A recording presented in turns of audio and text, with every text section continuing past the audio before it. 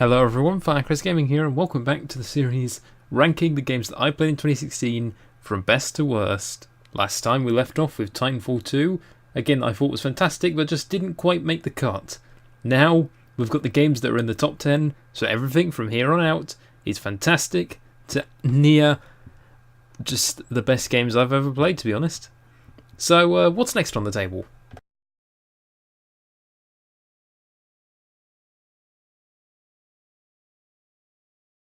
And my personal favourite racing game of the year didn't even come from 2016. Oh, you need to improve in the future, guys. But regardless, let's get on to Drive Club. It's fantastic, that's all I can say. As far as I remember, Drive Club was slated to do it when it came out because there was a lack of...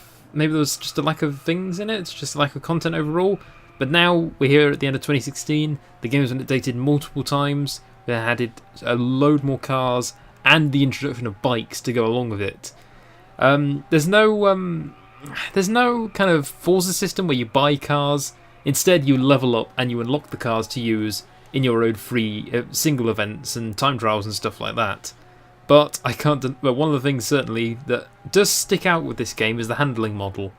Normally, I'm not really for the most arcadey type of races, the ones that are really slidey or just really out of place.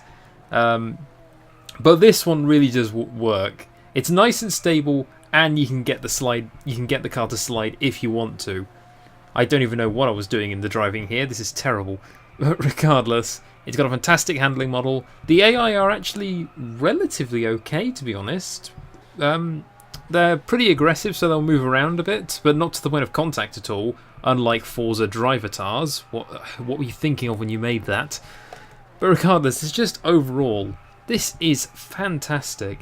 And it's just a shame that this is the best one that I played all year, and the best racing game I played all year, and it didn't come from this year as such.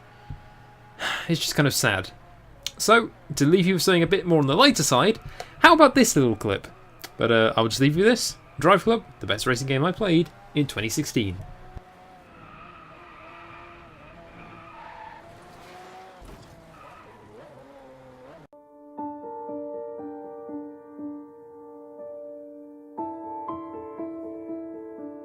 This is a game I'm half interested to see how you agree with the ranking. There's two sides to this. One is the fact that this game is produced fantastically well, and it more focuses on the story than the gameplay, because as said in the little card thing, Heavy Rain is based around QTEs, which is short for quick time events. Obviously, where you press the buttons in the given time. But that's the entirety of the gameplay. There's nothing more really, apart from moving around and searching for stuff. So you can look at it from one side that obviously the story is really strong and there's an emotional drive, but it's not really a game. It's more of an interactive movie, as most people would call it. But the way I see it, the story side is that good and that emotional as such. That it's just that emotional that it works. I mean, just look at... I'm going to put forward to you a few clips now, and don't tell me you don't feel at least a little bit upset afterwards. Hey, stop messing around or I'll never be able to film you. What do you want me to do? I don't know. Oh, yeah, Jason, tell me what you want to be when you grow up. I don't know. Maybe...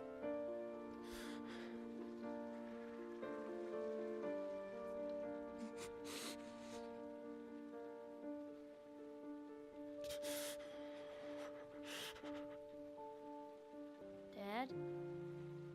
Yeah? Why do you look so sad? I think I just need some time to get back to the way things were. You know, Dad, what happened to Jason wasn't your fault. Good night, Sean. Those are just a few examples. There's plenty more to go on. And there's a whole range of feelings you get while playing this game. There's the sadness, and there's also some more graphic moments. I'll get onto that in a second. But one thing I will just give a notice before I end this part, the review of this game in particular, the soundtrack. You heard a little bit in the clips, and you saw it at in the card again as I just played a tiny bit. the soundtrack to this game is beautiful. Has some lovely slower stuff, maybe some more stuff on the piano, kind of more emotional side, and then there's some more fast-paced stuff for the more action-y type of sequences for fights or stuff like that. But yeah, that's how I feel about Heavy Rain. I love it so much. That's just how much I really like these games that are all in the top 10. And but I don't think this next scene is ever going to stop haunting me.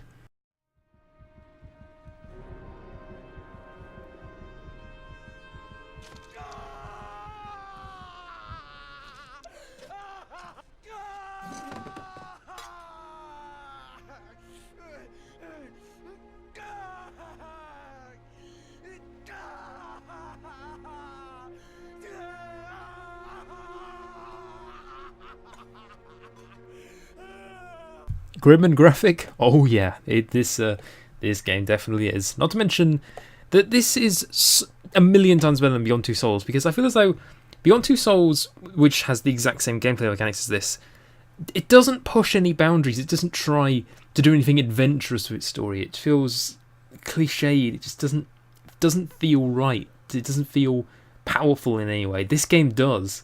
This game pushes the boundaries. This game tries to get out there and try and tell a very, well, dark and depressing, very, very good storytelling.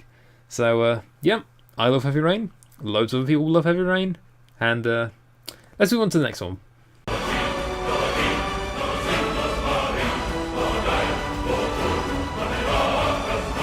The card is another good summary of this one. It's Skyrim Remastered for the current gen consoles. What more do I need to say? This is awesome. And also, not to mention just a few of the things that they've had back. Obviously, you have all the original story and the just everything generally original. And then, to add on to that, for people on consoles, we actually get the introduction of mods, which isn't the first time Bethesda has done this. They also have it in Fallout 4. They also have the mods there, which is very cool of them, actually. A quite interesting idea to bring the mods over to console players. And it definitely makes the game a hell of a lot more interesting. We can just run around the land as many different things. Killing dragons, zombies, skeletons. I don't know. Name your poison. You can get whatever you want. Just the game is so free once you do get free of tutorial and the way the game actually wants you to play it. And you can do whatever you want, and it is fantastic that way. And then, obviously, I had a quick mention of the mods, and I was going to quickly detail that now.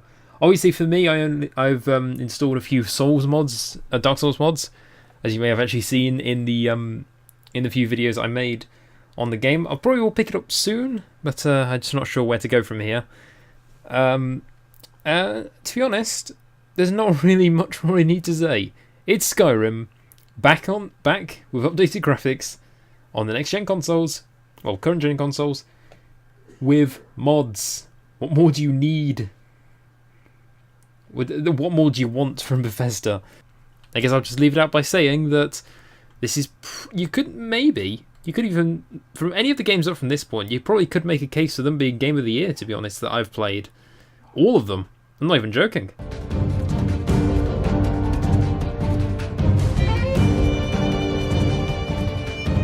This I did not expect on the list at all, let alone this high. I'd never played a Final Fantasy game before this, and I had no idea about the series, about any of the lore behind it, or just anything, to be honest. But, oh my god, this game is fantastic. This is awesome. This genuinely is. Combat is fast-paced and really, really aggressive. As you may have been able to see just in the background, you are always warping around on the screen, going crazy. It's just completely fast-paced and awesome. And not to mention the fact that you take down these huge beasts, I don't know, so much bigger than you, and you still are able to come out victorious. Not to mention that this game, I've mentioned it a few times, I said it earlier, but I'll mention it again. This game is genuinely beautiful. The cutscenes themselves almost look lifelike, and the gameplay is pretty good as well. Not saying it's completely lifelike in the game, but it's very, very good. I don't really know what more to say about this, to be honest. I haven't quite finished the game. I will be playing through more on the channel as it comes, but for now, I love the game, and hopefully it's only going to get better from here.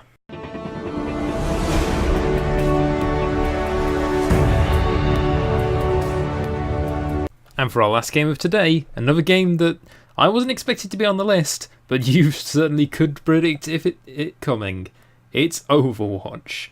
You've probably heard so many people talk to death about this game, how good it is, about how it's got X, Y, and Z, and how it's maybe addicting or something like that. But I can 100% back everything up on that. This game is so much fun. That's all I can say. And since it is technically classed as it, it's the best first-person shooter I've played all year. There's a bold statement to make, considering the competition, which, while strong, not strong enough. It's completely wacky, it's completely crazy, and I loved every single second of when I played.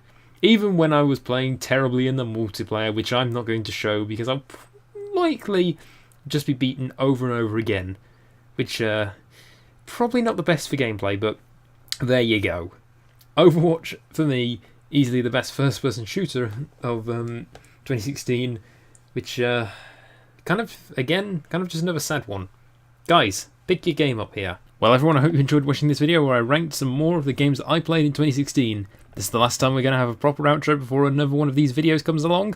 So, I hope you're ready for when we rank the top 5 games I played in 2016. And spoiler alert, it's going to be dominated by one class of game. Hint, I waxed lyrical about it in the very first video of this. So I'll see you then, guys. Goodbye.